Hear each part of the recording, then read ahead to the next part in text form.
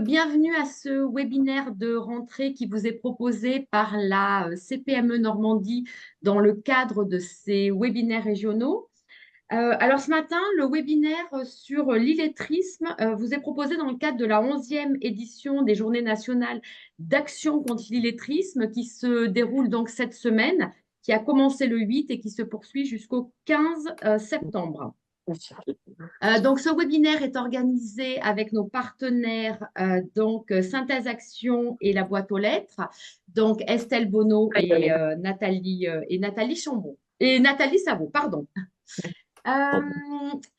L'heure que nous allons passer ensemble en déroulé, ce qu'on vous propose, c'est de vous donner quelques chiffres sur l'illettrisme pour poser le sujet, une définition de l'illettrisme, des outils pour agir, un mot sur nos partenaires et en fait, on se laissera un temps de questions-réponses.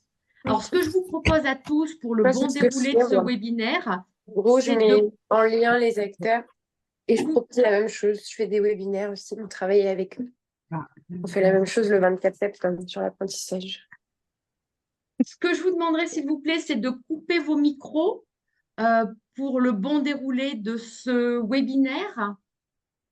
Et donc, on réservera, comme d'habitude, un temps d'échange à la fin du webinaire, temps questions-réponses. Et n'hésitez pas à poser d'ores et déjà vos questions sur le chat. Voilà. Donc, en introduction, je vais laisser la parole à Madame Chambon. Merci. Donc, je suis Géraldine Chambon, chargée de mission pour l'Agence nationale de lutte contre l'illettrisme. Je travaille plus spécifiquement en région Normandie. La NLCI, donc Agence nationale de lutte contre l'illettrisme, est un groupement d'intérêt public dont le siège est à Lyon, qui existe depuis les années 2000. Et nos missions sont, en résumé, de proposer des outils qui permettent de repérer les personnes en situation d'illettrisme afin de les accompagner vers les solutions de remédiation qu'il y a dans nos régions. Et donc, la Normandie est assez riche d'organismes de formation de qualité. L'enjeu pour nous, donc, est de sensibiliser un maximum les partenaires du territoire qui sont en contact avec les publics. Je pense qu'on y reviendra un peu plus en détail au niveau des chiffres, mais c'est intéressant d'avoir un événement comme aujourd'hui qui mobilise le monde économique, car on sait qu'une large partie des personnes concernées par l'illettrisme sont en emploi aujourd'hui. Et donc, cette 11e édition, elle a pour but de parler du sujet, car c'est un tabou encore aujourd'hui, malheureusement, même si ça tend à l'être de moins en moins. L'intérêt d'en parler, c'est d'être en mesure, du coup, de faire entendre aussi aux personnes concernées qu'elles peuvent sortir de ces difficultés.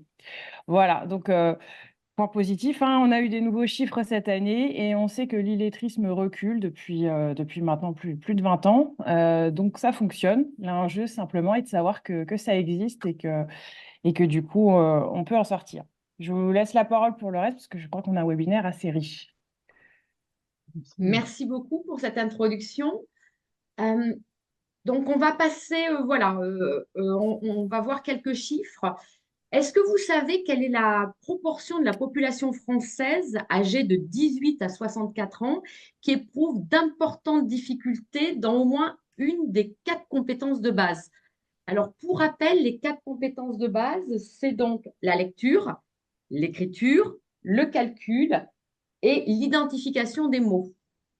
Alors là, vous pouvez pour le coup rouvrir vos micros ou écrire sur le chat. Est-ce qu'à votre avis, c'est 7,5% de la population, 10,5% ou 12,5%?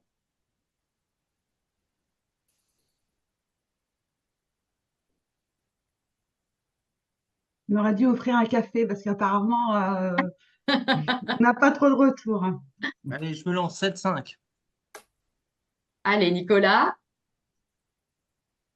Est-ce qu'il y a d'autres réponses? 7,5 aussi. 12,5 pour moi.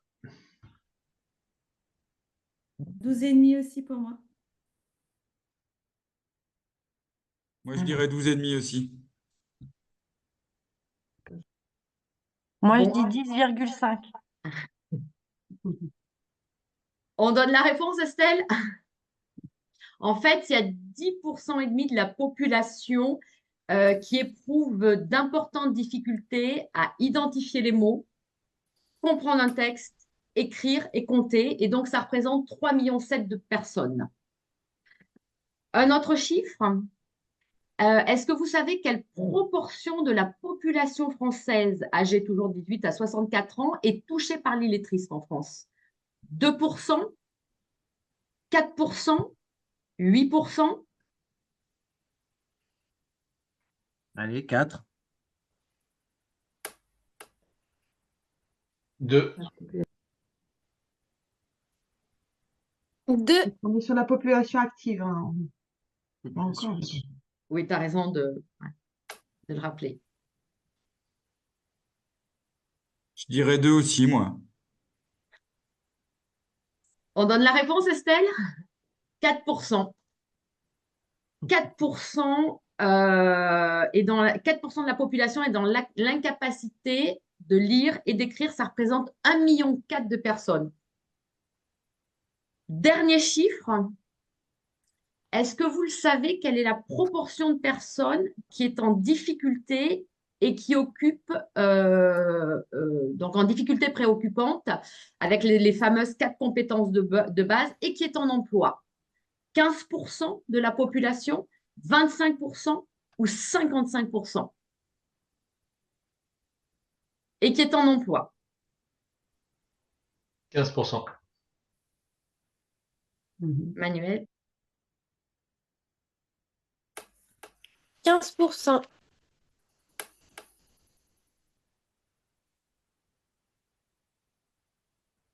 25%. D'autres réponses? Moi, je joue plus, je perds tout le temps.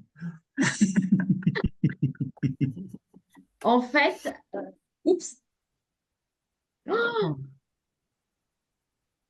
Donc, on a 55%, puisqu'on vient de perdre Florence, on a 55% de la population, et ça, c'est vraiment les chiffres qui ont été mis à jour dernièrement, avec 10 personnes concernées qui sont, enfin, 6 sur 10 sont des femmes dans cette situation préoccupante de compétences de base qui ne sont pas maîtrisées et qui mettent en difficulté des personnes qui sont en emploi. Donc, 55% des personnes en emploi aujourd'hui sont en difficulté sur ces compétences de base. Ça va, Florence? Qu'est-ce qui s'est passé? Ah, il n'y a plus de micro en plus, on ne t'entend plus. C'est bon. Petit souci technique, excusez-moi. Ça va? Oui, très bien. Donc, on On va vous continue avec proposer- la Oui, allez-y, définition. attention. Voilà. Donc, ça va être mon tour. Bonjour, donc Nathalie Savot de l'association La Boîte aux Lettres à Alençon, association notamment de lutte contre l'illettrisme. L'ANLCI, donc l'Agence nationale de lutte contre l'illettrisme, a diffusé dernièrement des définitions et c'est bien de reprendre ces définitions pour bien savoir de quoi on parle. Donc, on parle d'illettrisme pour une personne qui ne maîtrise pas suffisamment la lecture et l'écriture et qui pourtant a été scolarisée en France et qui n'est donc pas suffisamment autonome dans les situations simples de la vie courante et même de la vie professionnelle. L'innumérisme, par contre, c'est une personne qui ne maîtrise pas suffisamment les compétences en calcul. Voilà, du raisonnement, se repérer sur un schéma, un plan, et qui n'est pas donc suffisamment autonome dans les situations simples de la vie courante. Et les 4 compétences de base, ça vient d'être vu, c'est identifier les mots, comprendre un texte, écrire et compter. Donc voilà, on a vu avec les chiffres précédents que voilà, l'illettrisme touche aujourd'hui 4% la population âgée de 18 à 64 ans, ce qui veut dire que ce sont des personnes qui ne maîtrisent pas bien, après il y a différents degrés, mais qui ne maîtrisent pas bien la lecture et l'écriture, hein, malgré une scolarisation en France. Ça, c'est les premières définitions importantes à vous donner. Ensuite, parfois, on entend parler aussi d'autres mots comme le FLE, le français langue étrangère, ou alphabétisation. Et donc, ce qui est important de préciser et de se mettre d'accord sur les mots, parce que illettrisme, analphabétisme et apprentissage du français, ce sont des problématiques différentes.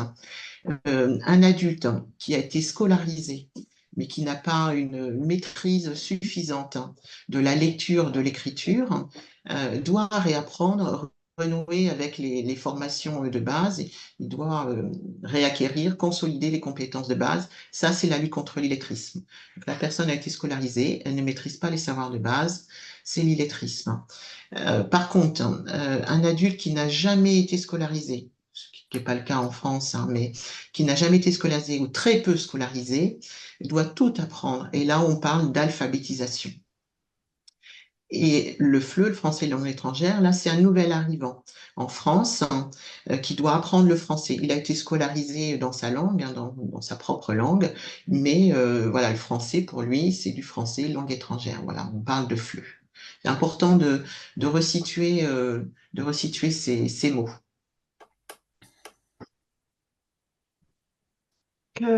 À présent, l'idée est d'identifier et de parler des enjeux, hein, quels sont les enjeux par rapport à cette thématique de l'illettrisme. Donc, moi, je suis Estelle Bonneau du cabinet Synthèse Action basé à Alençon.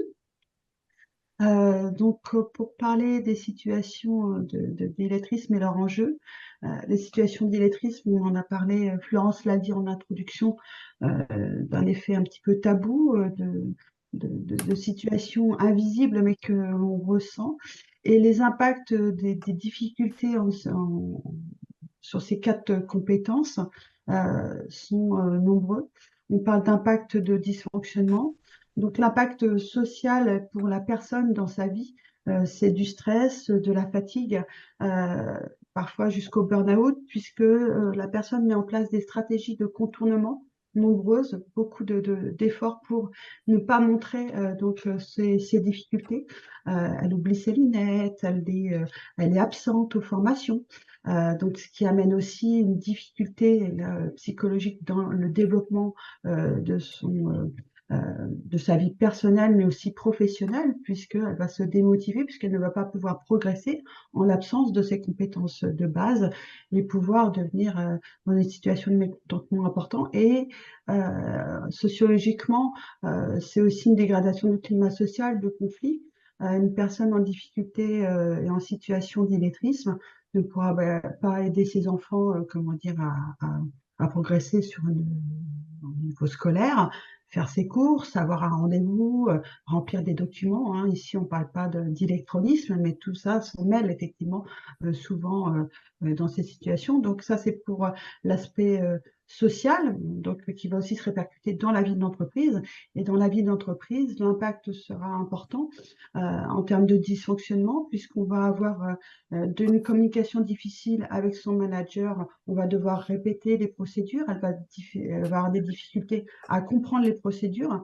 Il y a des risques importants d'accidents par rapport, imaginez, à mélanger des produits en bonne dose, respecter les temps.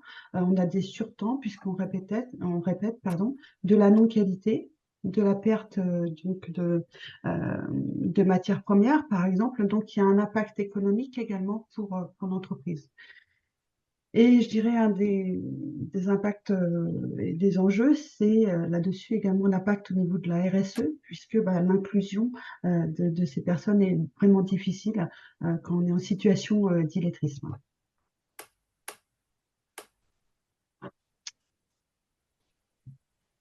Florence? Oui. Et vous, en fait, est-ce que vous avez déjà rencontré des salariés dans votre entreprise en situation d'illettrisme? Donc là, je vous invite de nouveau à rouvrir vos micros. Donc ça, c'est la première question. Deuxième question, est-ce que l'illettrisme est une thématique importante pour votre entreprise, dans votre entreprise? Donc n'hésitez pas à prendre la parole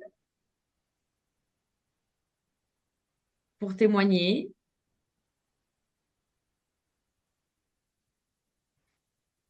Non, pas de...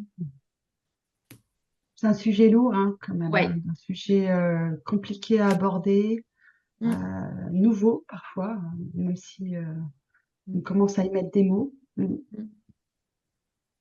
Si je peux juste apporter un petit témoignage. Donc, moi, je suis DRH dans des TPE-PME, beaucoup dans le secteur industrie et métallurgique. Et en fait, on vient de mettre le doigt sur des situations d'illettrisme, pardon, à travers une action qu'on a menée en partenariat avec l'OPCO2I, qui s'appelle la certification PIX. Donc, je ne sais pas si vous voyez ce que c'est. C'est une certification qui est faite par l'Éducation nationale et qui est en train de se déployer dans les entreprises. Et en fait, on s'est rendu compte à travers PIX qu'on avait quelques salariés, par exemple des tourneurs-fraiseurs, qui étaient incapables de faire le chemin PIX parce que tout simplement, ils n'arrivaient pas à lire et à comprendre les consignes qui étaient données. Et ça nous a mis dans une situation très délicate parce qu'on ne l'avait pas soupçonné. Il y avait une compensation qui s'était mise en place assez importante. Donc, on l'a eu sur ce type de profil et on l'a eu sur un autre type de profil où là, on a eu vraiment de grosses surprises. C'est sur un responsable d'un service SAV, donc dans l'industrie métallurgique, où on avait détecté qu'il y avait pas mal de fautes de syntaxe ou d'orthographe dans ses mails, mais en fait, il était en compensation, c'est-à-dire qu'il a un système où il lit ses mails, enfin, il dicte ses mails qui sont après rédigés. Et là, c'est très délicat parce qu'on est sur... donc là, c'est une population d'hommes extrêmement susceptibles sur le sujet. Et je n'ai pas encore trouvé la clé pour qu'ils admettent qu'ils ont besoin d'être accompagnés. Voilà, Merci c'est Sophie délicat. pour cette prise de parole. Merci.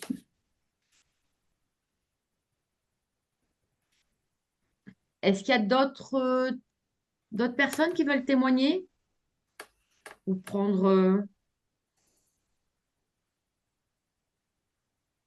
Et je ne savais pas, moi, Sophie, enfin, je vois ce que c'est le dispositif PIX, là, parce qu'en fait, mon fils l'a fait, mais je ne savais pas du coup que ça pouvait être fait aussi en entreprise.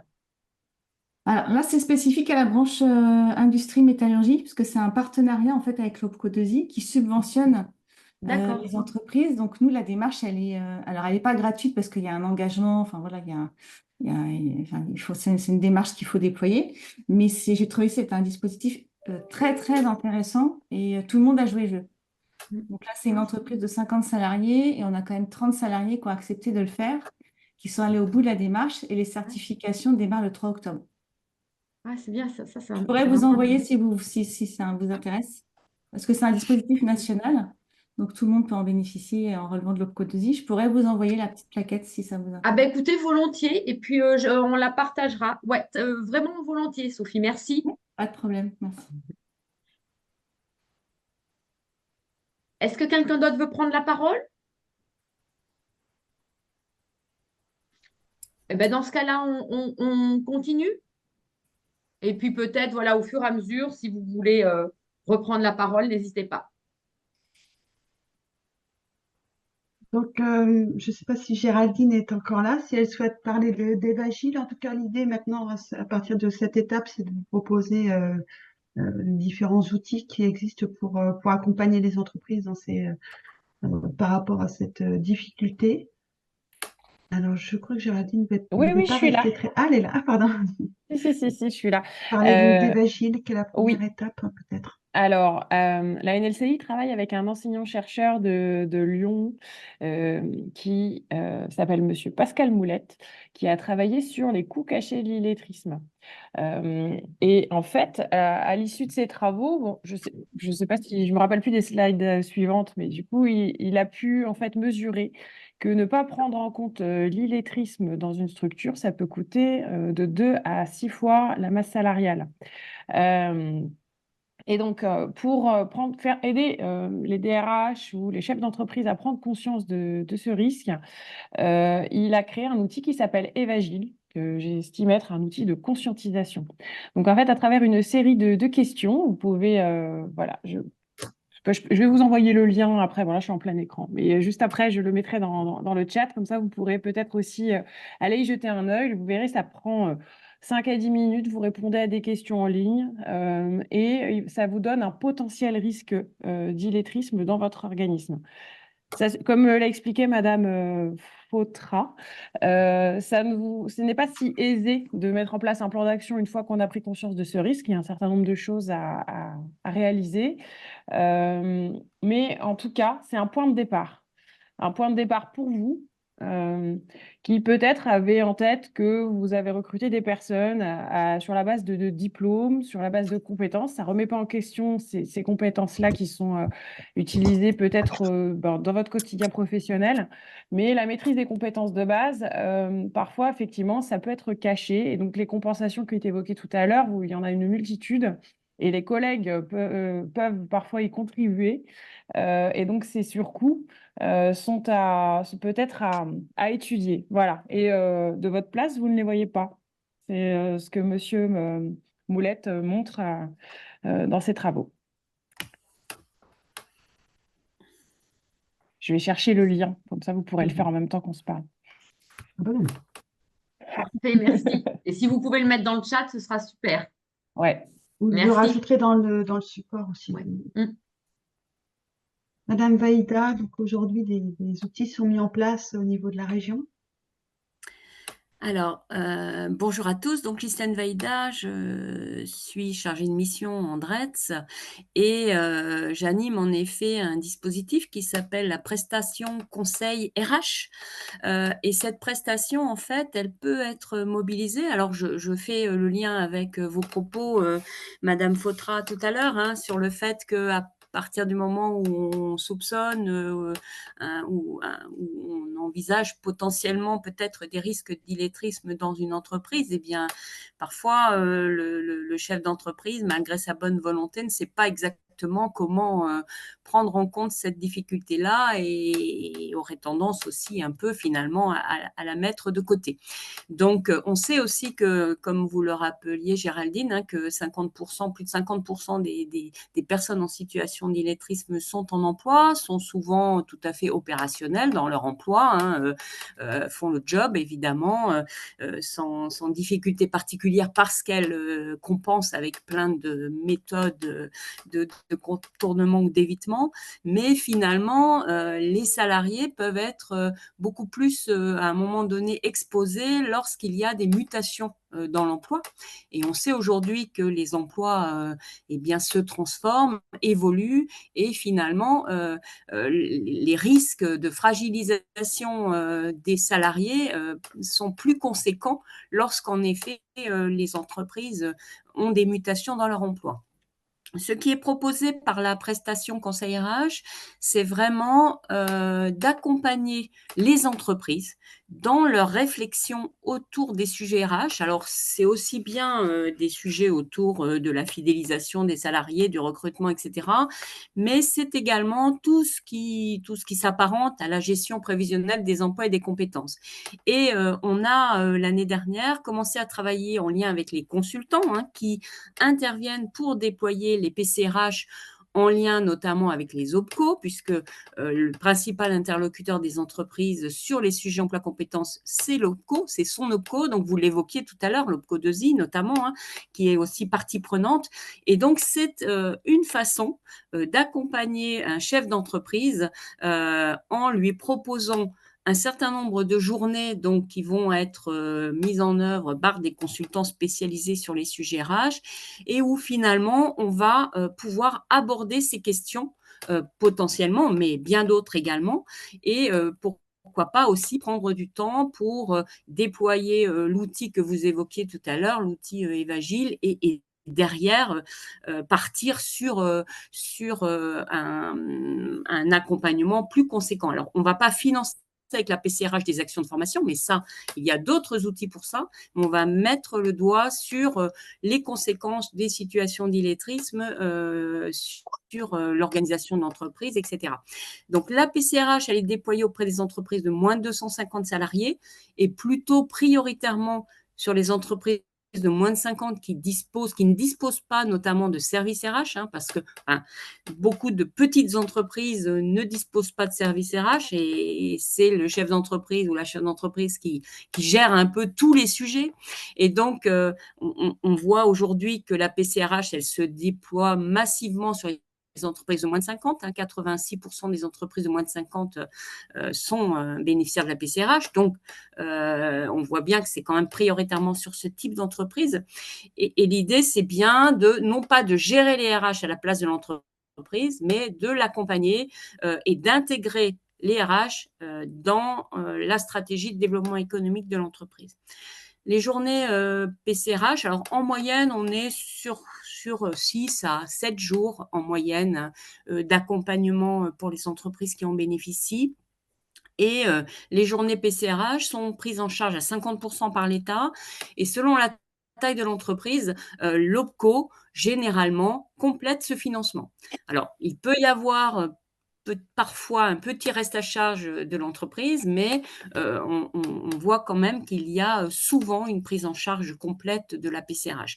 Donc moi, j'invite vraiment les entreprises qui auraient des questionnements, alors sur ces sujets d'illettrisme, mais de manière plus large, sur des sujets autour du dialogue social, autour de l'organisation du travail, l'adaptation à certaines mutations. On parle aujourd'hui de transition écologique, transition numérique.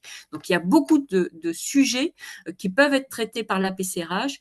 Et donc, vraiment, j'invite les entreprises à prendre contact avec leur OPCO pour mettre en place une prestation de cette nature-là.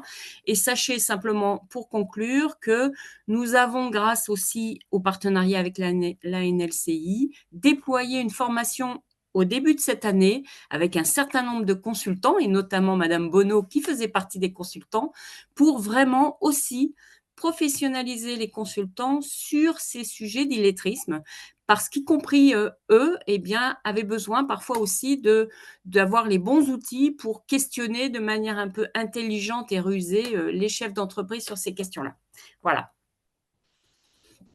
Alors effectivement, c'est une belle transition pour vous présenter effectivement un exemple donc de diagnostic et d'accompagnement qui a été réalisé auprès des ateliers Aubert-Labansa qui est basé dans la Manche. Donc moi j'étais intervenue au préalable en termes d'accompagnement sur un diagnostic RH global au sein de cette entreprise. Il est vrai qu'intervenir sur un diagnostic illettrisme, on ne peut pas arriver comme ça dans l'entreprise. L'important, c'est de connaître son organisation, ce qui peut avoir été en termes de métier, etc. Donc, pour pouvoir intervenir et vraiment bien l'accompagner, puisque l'accompagnement donc spécifique par rapport au PCRH est un outil qui, on a été formé par Pascal Moulette, qui fonctionne en termes d'accompagnement sur le dysfonctionnement. Et on va le travailler uniquement sur le dysfonctionnement pour travailler en entonnoir et identifier les signaux faibles de l'illettrisme et pouvoir effectivement accompagner au plus près les personnes et les managers. Donc pour vous donner et illustrer cet accompagnement, donc on identifie les dysfonctionnements avec une analyse qualitative et quantitative. Qualitative, c'est-à-dire qu'on va travailler en groupe, en différents groupes, alors tout autant de services ou encore les managers. Ici, on a interrogé les managers et les personnes qui étaient dans l'atelier de façon plutôt dynamique et dans l'échange, en échange collectif. Qu'est-ce qui fonctionne pas, qu'est-ce qui va, etc. Donc sur l'aspect qualitatif, eh bien, dans ces cas, on a des problèmes de transmission de communication, cette personne ne répond pas au téléphone, c'est difficile de travailler. Donc c'était pas cette personne, mais c'était voilà comment ça les dysfonctionnements. Et on les a listés et on a pu identifier des difficultés de communication, d'échange, de partage. Et aussi quantitatif, c'est-à-dire qu'on a été identifié les temps perdus. On a transformé donc ces dysfonctionnements en temps perdu, en surtemps. Les managers qui répètent, qui reviennent, qui refont au niveau de l'ouvrier de l'atelier. On nous a dit on doit refaire telle et telle chose. Et donc ça nous donne effectivement des indicateurs de difficulté de communication et de difficulté de compétences de base. Et donc ici, donc dans un second temps, voilà, c'était donc ces deux groupes avec l'analyse et une prise de conscience de ces dysfonctionnements. L'engagement également sur cet aspect intelligence collective qui a permis effectivement de mettre une dynamique en disant là, il y a vraiment des soucis.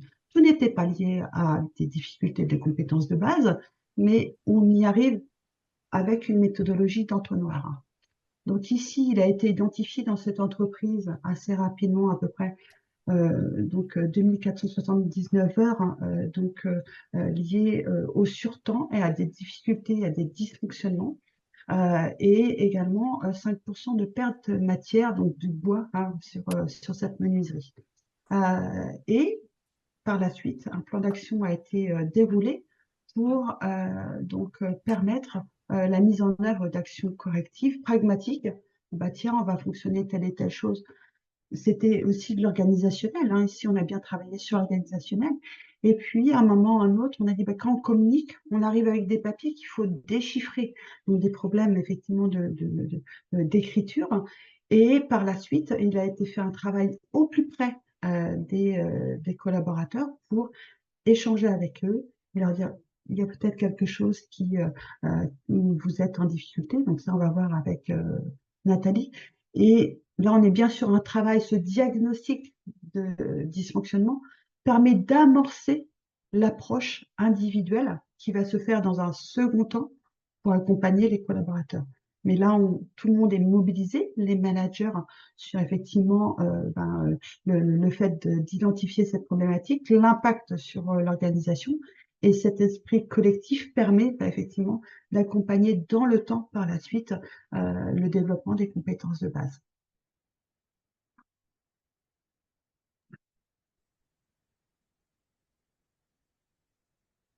Alors oui, donc Estelle parlait d'une prestation. Il y a des outils hein, qui permettent de repérer les situations, mais déjà il y a des signes aussi qui permettent, plusieurs signes cumulés, des indices qui permettent de repérer ces situations, ces personnes en difficulté dans votre entreprise. Il y a des indices directs qui sont liés directement à l'utilisation là de supports écrits, et là voilà, c'est visible. Il y a des supports, des indices davantage indirects hein, et qui sont liés davantage au parcours de la personne, à son comportement, notamment des difficultés pour s'exprimer ou à répondre aux questions avec des mots plus que simples et limités, des difficultés à communiquer avec les collègues, avec l'équipe de travail, avec les clients aussi. Un manque d'autonomie dans l'accomplissement de tâches, ça peut être des difficultés à comprendre justement des consignes, à suivre des consignes, à lire un schéma, à respecter des consignes de sécurité, à calculer des quantités. Enfin, selon les secteurs d'activité, voilà, ces indices peuvent permettre de repérer qu'il y a des situations de fragilité, des fragilités justement aussi liées à des changements. Ces personnes n'ont pas changé de poste ou peu évolué, et en tout cas sont réfractaires hein, à changer, font pas de demande de formation. Des stratégies, vous le disiez tout à l'heure, de contournement, d'évitement. J'ai pas le temps, je le ferai plus tard. Bon, dans la vie quotidienne, ça peut être j'ai oublié mes lunettes. Vous parliez, Mme Fautra, je crois aussi comment dire de logiciels hein, qui permettent de compenser. Il se repère aussi grâce à des logos, des pictogrammes. Peut y avoir aussi de l'absentéisme. Enfin voilà, c'est de l'absentéisme à certaines formations. Tous ces signes cumulés, ces signaux cumulés peuvent peut-être vous dire qu'il y a peut-être une situation là, la personne est peut-être en difficulté avec les savoirs de base. Ça, c'est ces indices-là. Après, vous aviez parlé du PIX. Voilà, il y a aussi la PSRH. Il y a tout ça qui permet d'aller un peu plus loin. Mais une fois qu'on a repéré cette situation d'illettrisme, d'abord, ça ne pourra se mettre en œuvre, enfin, traiter l'illettrisme ne pourra se mettre en œuvre qu'en mettant en place des formations adaptées. Ça, il faut en avoir conscience. La formation va demander du temps et de l'engagement.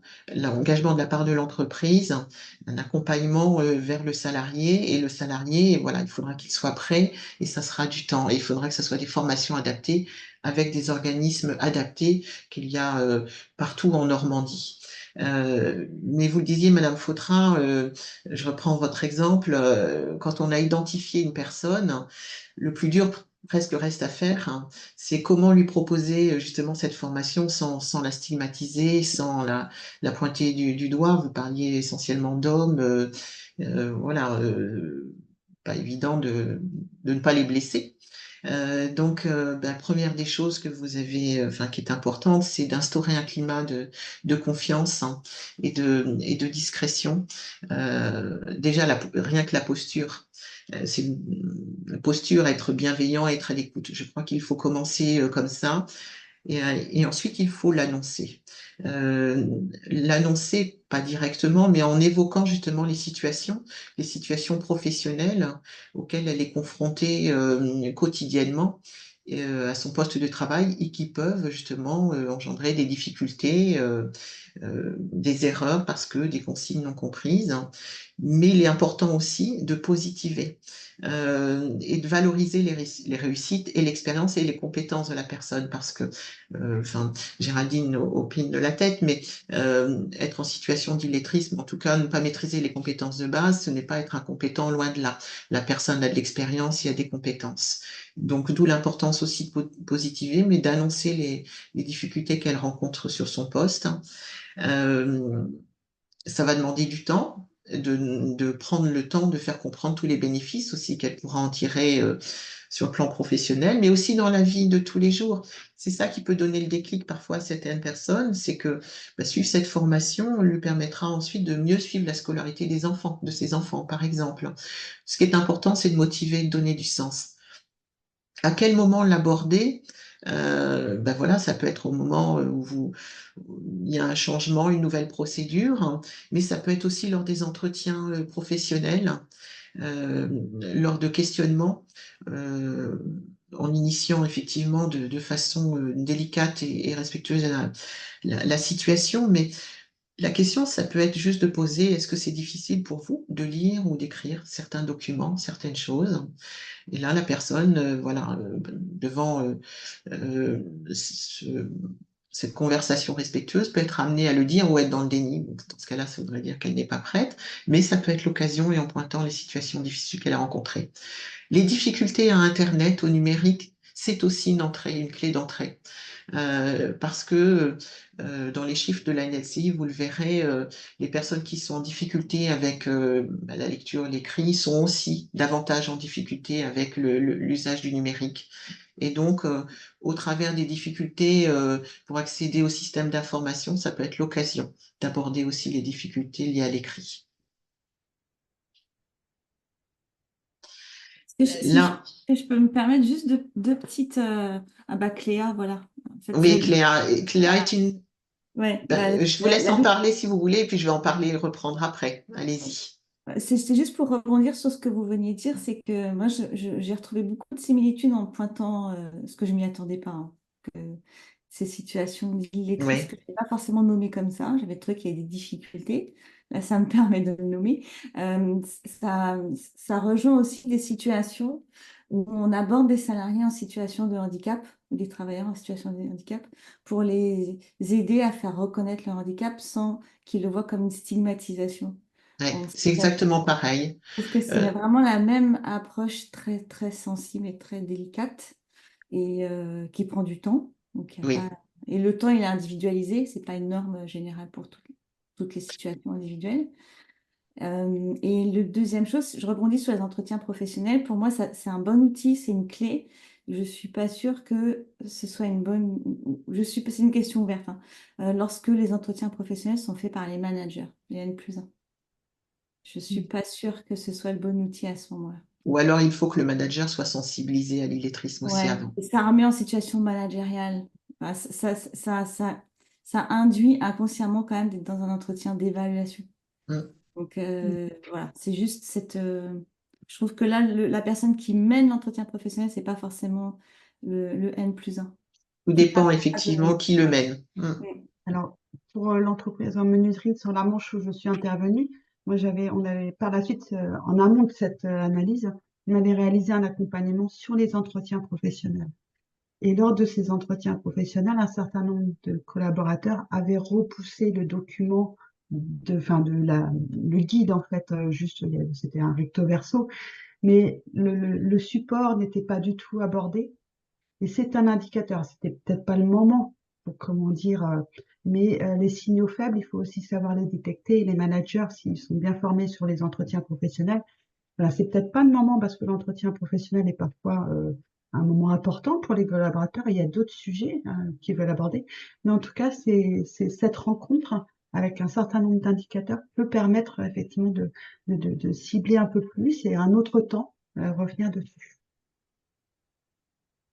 Donc le CLEA, Donc, Cléa, effectivement, est un certificat qui est intéressant pour faire reconnaître la maîtrise des compétences de base de salariés peu qualifiés ou pas qualifiés, justement. C'est motivant pour un salarié qui n'a pas de diplôme ou qui en a un très, très ancien. Et d'abord préciser quand même que Cléa est un certificat de portée nationale qui a été reconnu par toutes les branches professionnelles, peu utilisé malheureusement, mais qui permet de valider 7 compétences professionnelles qu'on retrouve quasiment dans tous les, je dirais, les secteurs d'activité, dans tous les métiers. Ces 7 compétences professionnelles, c'est justement la capacité à communiquer déjà en français, à l'écrit, le travail en équipe est évalué également, le travail en autonomie, minimum de compétences sur les mathématiques, le raisonnement, le numérique aussi, le respect des règles d'hygiène, de sécurité environnementale, la capacité à apprendre tout au long de la vie. Toutes ces compétences-là sont évaluées et certifiées. Pour les personnes qui le passent, après avoir suivi une formation adaptée, c'est quelle confiance en soi ensuite, quelle estime de soi. Donc moi je trouve que c'est un très beau certificat. Voilà, il y a des organismes de formation qui sont évaluateurs pareil sur tous les départements de la Normandie. Il y a un financement via les OPCO dans le cadre du plan de développement des compétences. Ça peut être aussi le CPF du salarié, mais il y a des possibilités de financement. Moi, je trouve que le certificat Cléa mérite d'être davantage mis en lumière. Vous l'utilisez, Madame Foutra? J'avais coupé mon micro. Justement, nous, on a couplé PIX et Cléa numérique. Oui, PIC, c'est bien aussi. Ouais. Voilà. Ah oui, vous avez fait Cléa numérique. Cléa numérique, D'accord. Ouais. En fait, c'est une double certification Ok. PIX Cléa numérique. Et donc, tous les salariés, là, c'est 2 heures. Ils vont passer ça entre le 3 octobre et le 5 décembre. D'accord. En tout cas, ce qui est important quand il y a une situation d'illettrisme qui peut être repérée, c'est de ne pas rester seul et d'être accompagné. Et pour ça, il y a des partenaires et des institutionnels. Et je pense que c'est la diapositive d'après. effectivement. Donc au niveau des partenaires, donc là ici et le support sera envoyé par la suite.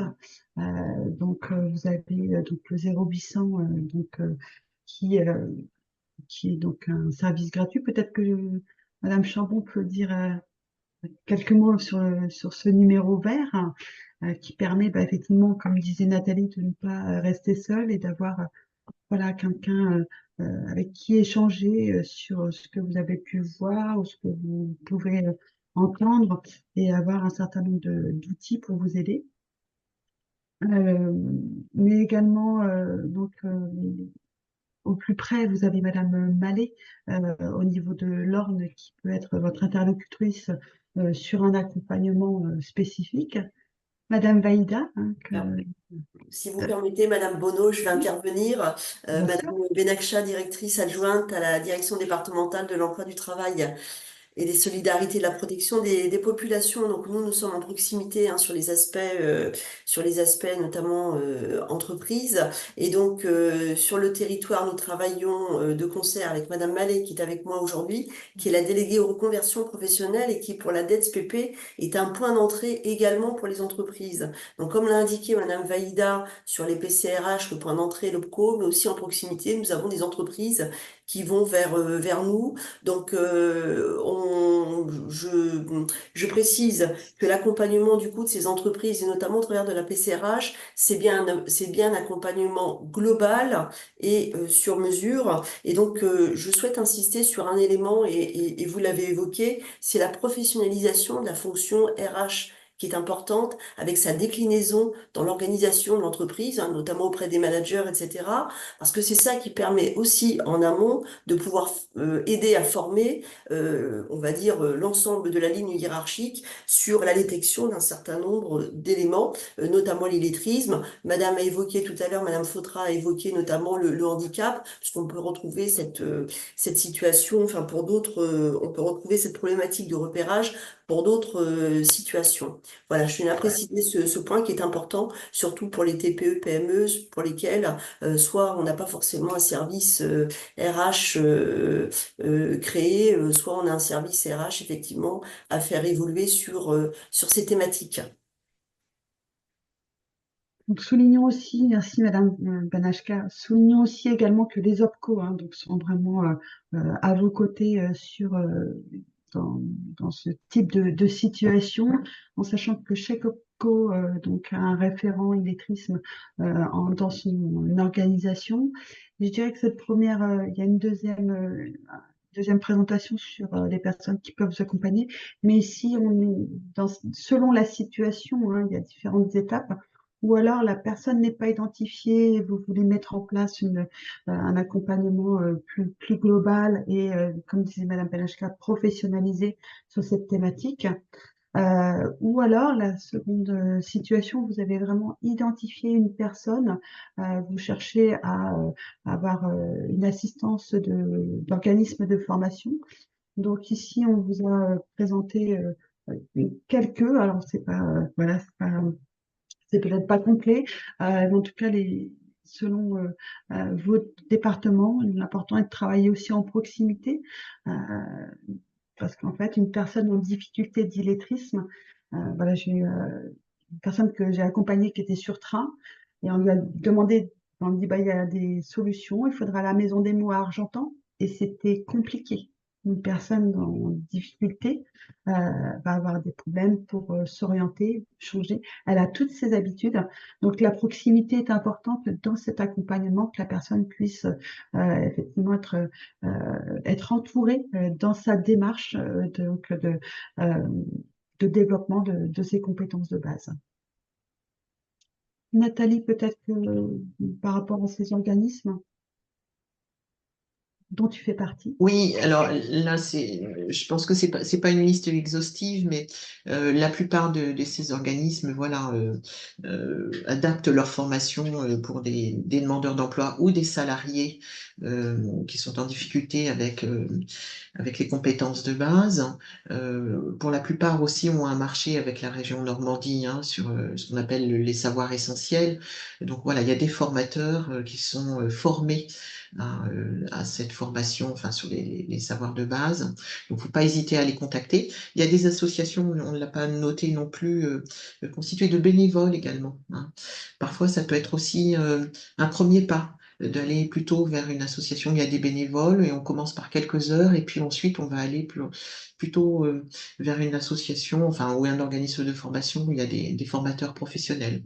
On peut aussi faire ça. Les médiathèques sont aussi des bons relais aussi.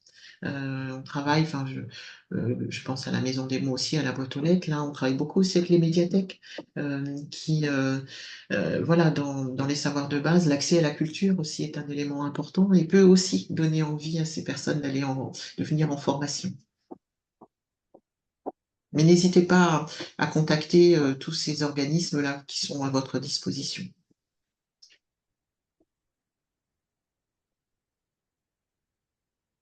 Ça y est, tout a été figé pour moi. Ah, vous m'entendez? Oui, Nathalie, on t'entendait très bien. Pardon. D'accord. C'est de mon côté qu'il y avait un problème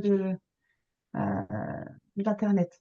Ouais. Pardon, Nathalie, j'ai pas entendu ce que tu as dit. Je peux passer à la slide Ah oui, suivante? pardon. Oui. Ben oui, donc vous m'avez entendu, c'est bon. De mon côté que ça marche pas. Donc, pour cette avant-dernière slide, dire et vraiment avoir une approche qu'agir contre l'illettrisme en entreprise et vraiment donc une approche gagnant-gagnant. On voudrait vraiment finir sur cette tonalité. Donc, pour des salariés qui maîtrisent les compétences de base, c'est s'adapter au mieux au changement. Donc également tout ce qui est mise en œuvre des nouvelles technologies dans les organisations, les- la gestion des flux, les stocks pour baisser, pour pouvoir effectivement aborder ce virage technologique qui est vraiment d'actualité dans les entreprises et leur permettre aussi d'adhérer plus facilement aux projets portés par l'entreprise. Aujourd'hui, les personnes en situation d'illettrisme ont vraiment beaucoup de savoir-faire, développer des stratégies de contournement d'une voilà, d'une intelligence vraiment remarquable et ils ont à faire et à donner dans l'entreprise avec toute leur expertise et leur stratégie individuelle et ne plus compenser par rapport à ses compétences de base, mais mettre toute cette énergie dans l'entreprise. Donc, c'est vraiment là où ça peut être gagnant pour l'entreprise et le salarié qui se transforme complètement, hein. Si vous avez l'occasion de voir des témoignages qui sont en vidéo nombreux sur Internet, la personne s'épanouit, voilà, s'ouvre après cet accompagnement et le développement et la reprise en confiance de ses compétences de base.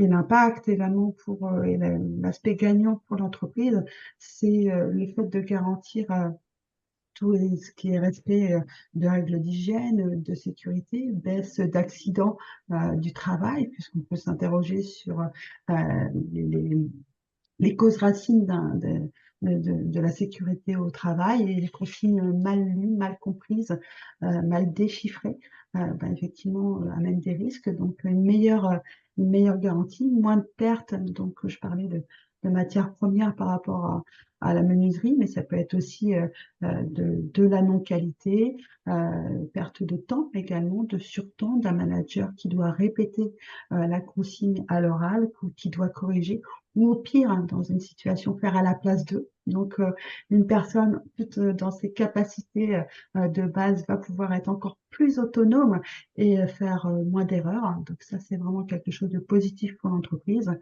et des salariés qui se sentent mieux.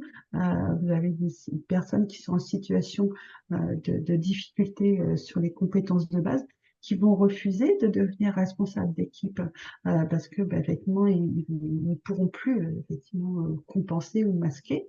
Et pourtant c'est des gens qui ont plein d'énergie, plein d'engagement dans l'équipe et donc là les personnes vont pouvoir s'investir et être mieux considérées également. Euh, donc parce que parfois aussi, c'est des personnes, on dit, il n'est pas autonome, il faut tout faire à sa place, etc. Effectivement, il ne peut pas tout compenser. Donc, des personnes qui sont... Donc, un atout gagnant-gagnant pour une responsabilité collective et des impacts individuels organisationnels. On est bien là aussi sur une thématique qui préoccupe les entreprises, c'est la RSE et une forme d'inclusion aussi de ces personnes en difficulté. Voilà, le mot de la fin, on parlait, c'est avancer. C'est ce qu'on a fait ce matin avec ce webinaire.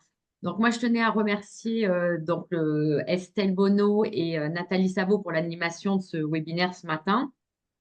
Bien sûr, Madame Vaïda, Madame Chambon et Madame Benacha pour vos interventions. C'est vraiment important. Il y a eu un petit mot dans le chat qui met bravo à l'ensemble des partenaires pour ce travail de partenariat et effectivement, c'est merci à vous toutes. En fait, la maîtrise de la lecture, de l'écriture, du calcul, c'est essentiel pour vos salariés. On l'a bien vu tout au long de ce webinaire. Mot de la fin, qu'est-ce que a dit Estelle aussi, c'est un levier puissant pour améliorer évidemment les performances de l'entreprise. Fidéliser votre personnel, puisqu'on sait aujourd'hui ô combien il est difficile de recruter. Donc, fidéliser est vraiment important. Et comme l'a dit Estelle, c'est aussi renforcer bien évidemment l'action sociétale de la RSE. Voilà. Merci à vous tous. Est-ce que vous avez merci à Géraldine qui a mis beaucoup d'informations dans le chat qui seront repris quand on vous enverra le support. Est-ce qu'il y a des questions? Donc là, on arrive au terme de notre webinaire, mais on peut encore prendre quelques minutes pour des questions-réponses si vous le souhaitez. N'hésitez pas.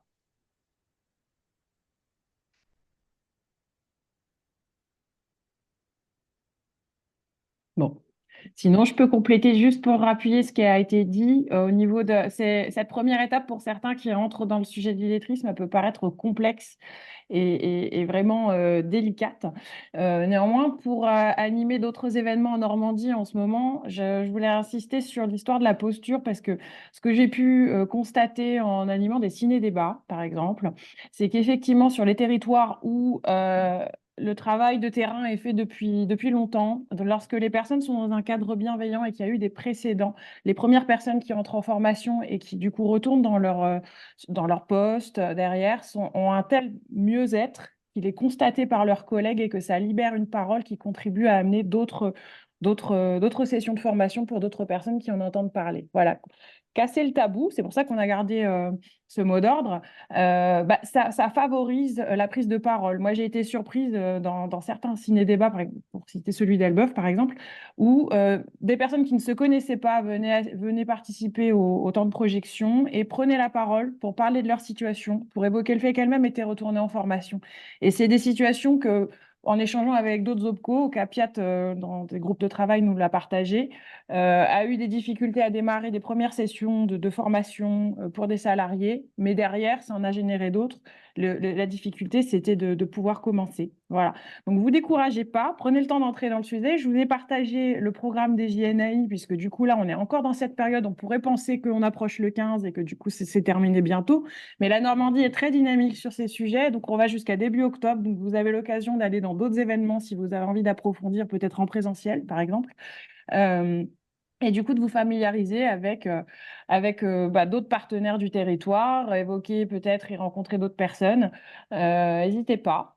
Les ressources qui sont sur le chat sont gratuites. Les outils de la NLCI le sont aussi. En fait, ils ne sont pas vraiment gratuits, c'est des outils de service public, mais du coup, ils sont financés aussi par vous. Donc, utilisez-les. Merci. Merci pour cette précision. Ben, écoutez, je pense que ça va être le mot de la fin. Merci à tous pour votre participation et belle journée. Bon week-end en avance. Au revoir. Merci. Au revoir. Merci, au revoir. Au revoir. Au revoir. Au revoir, merci. Au revoir.